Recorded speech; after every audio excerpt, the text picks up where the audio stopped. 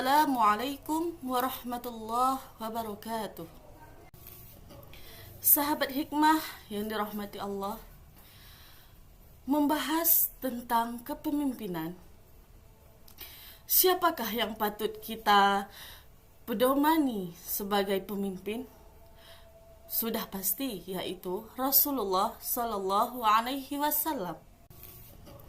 Sahabat hikmah yang dirahmati Allah, membahas tentang kepemimpinan. Siapakah yang patut kita pedomani sebagai pemimpin?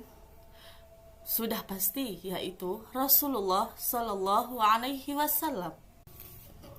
Sahabat hikmah yang dirahmati, Rasulullah adalah pemimpin yang sangat patut untuk kita teladani. Rasulullah menjadi pemimpin umat Islam dengan sangat baik akhlaknya. Teringat sebuah hadis mengatakan bahwasanya kullukum ra'in wa kullukum mas'ulun an ra'iyatihi. Setiap kamu itu adalah pemimpin, dan setiap pemimpin pasti akan dipertanyakan tentang kepemimpinannya. Bagi seorang pemimpin negara, dia itu memimpin seluruh negaranya, maka di akhirat kelak akan dipertanyakan tentang kepemimpinannya. Apakah adil, sesuaikah, dan sebagainya. Begitu juga di dalam keluarga. Dalam keluarga, seorang suami itu adalah pemimpin terhadap istri dan anak-anaknya. Di akhirat kelak akan dipertanyakan tentang kepemimpinannya.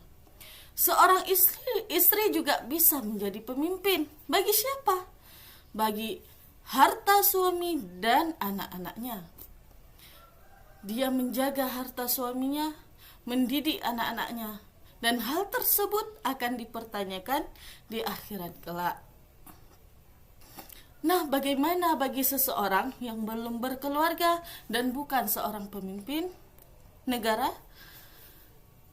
Dia juga seorang pemimpin. Bagi siapa? Bagi anggota tubuhnya. Seseorang itu akan dipertanyakan bagaimana ia mengerjakan. Seseorang itu akan dipertanyakan bagaimana ia menggerakkan tangannya, bagaimana ia menggerakkan kakinya, kepada apa? Apakah kepada kebaikan? Apakah kepada keburukan? Jadi di akhirat kelak semua kita menjadi pemimpin. Baik itu pemimpin terhadap diri sendiri, pemimpin terhadap keluarganya, maupun pemimpin terhadap negaranya. Teringat sebuah kisah Rasulullah dalam memimpin keluarganya. Rasulullah memiliki beberapa istri. Suatu ketika Aisyah bertanya kepada Rasulullah, "Wahai Rasulullah, siapakah di antara istri-istrimu yang paling engkau cintai?" Rasulullah menjawab kepada Aisyah, "Ya tentu engkau Aisyah yang sangat aku cintai." Lalu Aisyah tersenyum. Ia pun berkata, "Jika demikian, tolong kabarkan kepada seluruh istri-istrimu bahwa akulah yang sangat engkau cintai." Rasulullah tersenyum di saat itu. Kemudian ia berkata, "Baiklah, nanti malam akan saya kumpulkan semua istri-istri dan akan saya umumkan bahwa kamu adalah orang yang saya cintai." Setelah itu Rasulullah memberikan sebiji kurma kepada Aisyah. Rasulullah berkata, "Wahai Aisyah, jangan katakan kepada siapapun bahwa saya memberikan sebiji kurma tersebut kepadamu."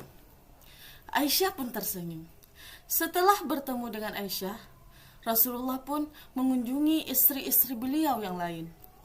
Dan Rasulullah juga memberikan sebiji kurma setiap istri-istrinya. Ia juga berkata, jangan ceritakan kepada yang lain bahwasanya ia memberikan sebiji kurma. Malam yang ditentukan pun ketika malam tiba, Rasulullah pun menepati janjinya.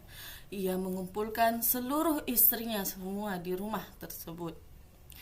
Kemudian ia mengumumkan bahwasanya ia sangat mencintai istri-istrinya, dan yang paling ia cintai adalah istrinya yang ia berikan sebiji kurma. Nah, apa yang dirasakan oleh semua istrinya? Semuanya tersenyum di dalam hati. Berarti saya yang sangat dicintai. Masya Allah, luar biasa sahabat hikmah. Rasulullah dalam memimpin keluarga pun ia tak akan pernah membuat sakit hati istri-istrinya. Baik sahabat hikmah, semoga di bulan puasa ini kita bisa menjadi pemimpin terhadap diri kita sendiri, memimpin lisan kita, memimpin mata kita, anggota tubuh kita untuk melakukan perbuatan-perbuatan yang baik. Cukup sekian dari kami. Assalamualaikum warahmatullahi wabarakatuh. Informasi beasiswa dan kuliah gratis di STAI Darul Hikmah. Telepon atau WhatsApp ke nomor yang tertera di sini.